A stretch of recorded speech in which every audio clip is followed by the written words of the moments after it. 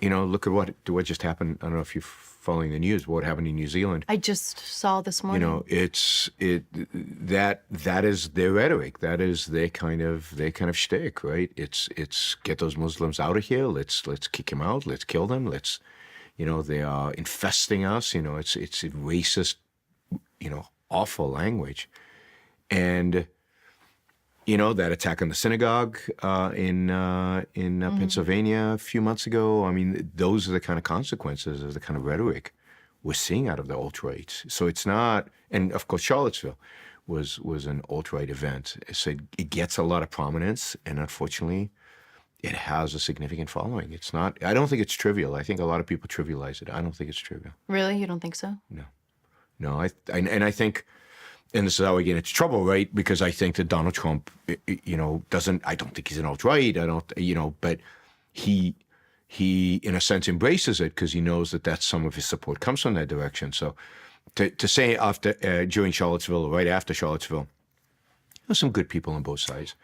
When they've just marched the night before and blood and soil and we won't let the Jews take over, something like that, something about Jews and taking over. And that's what they were chanting. And there were some good people among them, really. So there's a certain sanction that he gives them that is very, very powerful and emboldens them, and I think allows them to grow and gives them a certain sense of legitimacy. We're okay. We're legitimate. So I actually think they're a much bigger and more significant force than most people think.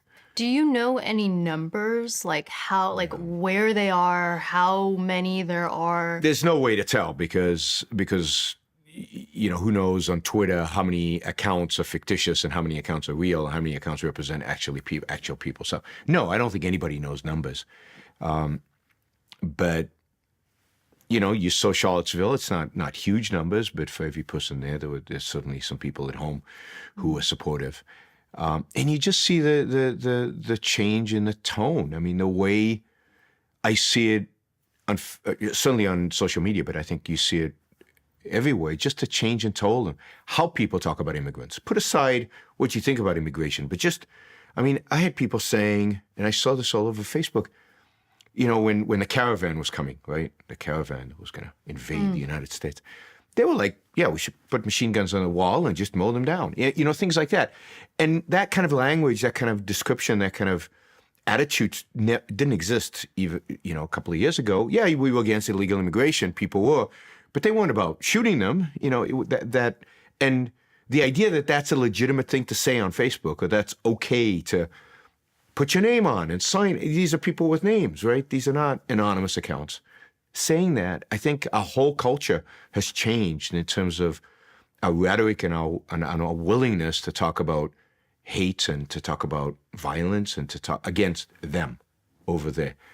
And I blame Trump. I think I don't blame Trump because people responded to something, but it's their fault. But Trump has changed what's acceptable and what's not acceptable to say and to think and to how to process information. And I don't know how the country comes back from that. It's going to be very, very difficult to come. When Trump ran a classic authoritarian campaign. Now, again, I don't think he's an authoritarian, partially because he can't get away with it because we've got a system in place that won't let him. But he ran a campaign that is classic authoritarian in the sense that he did basically three things.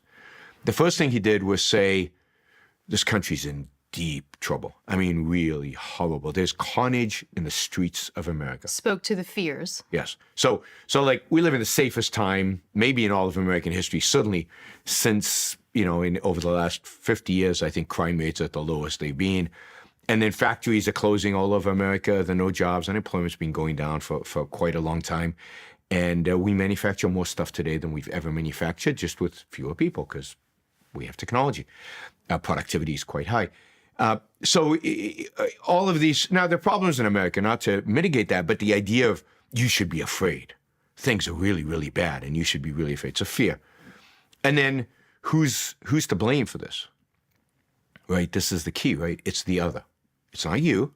It's not you people who elected the politicians who are screwing everything up in Washington. No, you're innocent. You're Americans. You're good guys. the blame is to be placed on the other. It's illegal immigrants or immigrants more broadly. It's Mexicans. It's Chinese.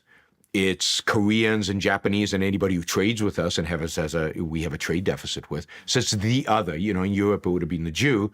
Here, it's the other, and we've got lots of categories to fill in the other. And of course, it's the elites. It's always the intellectuals. Now, and there's truth to that, right? The elites do bear a lot of responsibility for the state of the world. But the way it's phrased in this hatred. And then, of course, what's the solution? The solution is, trust me. I know what I'm doing. I'm a businessman. I build buildings. I know how to fix problems. So trust me. That combination is scary. And in the hands of somebody more competent than Trump, that is leading us down a road to bad stuff in this country, to authoritarianism in this country. Do other politicians campaign differently? And I asked because I just saw, I think it was Beto O'Rourke, who just announced his candidacy for the presidency. He was giving an interview, and a couple of people were making fun of him because in the interview he was saying, we've never lived in a more economic, tumultuous time, and blah, blah, blah. And they're like, what are you talking about?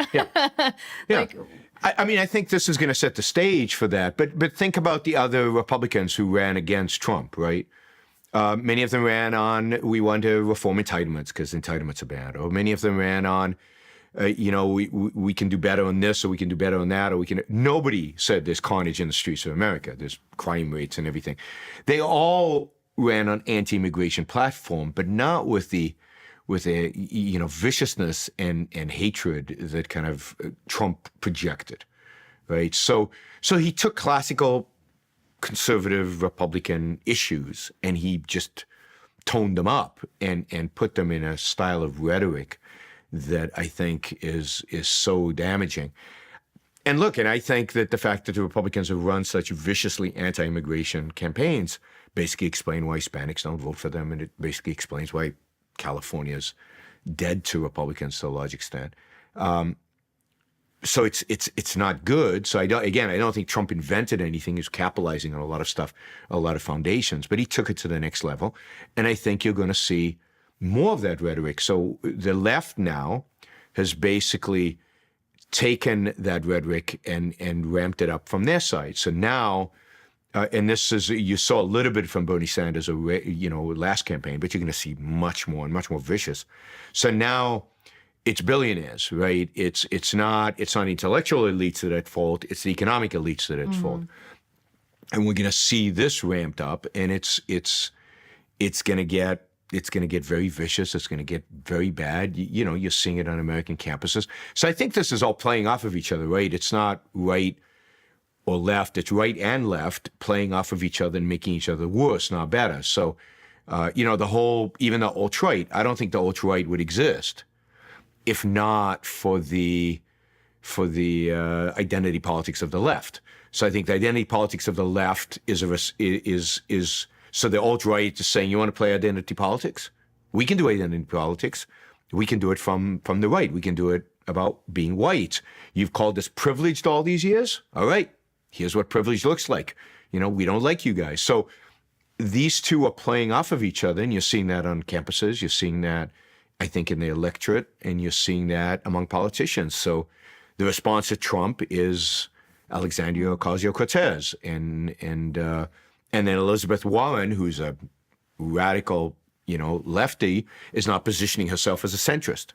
Hey everyone, thanks so much for watching the episode. If you're interested in contributing to the conversation and supporting the show, there's 2 easy things you can do. 1, click subscribe, and 2, visit our Patreon page where you get exclusive access to the Exploring Minds community.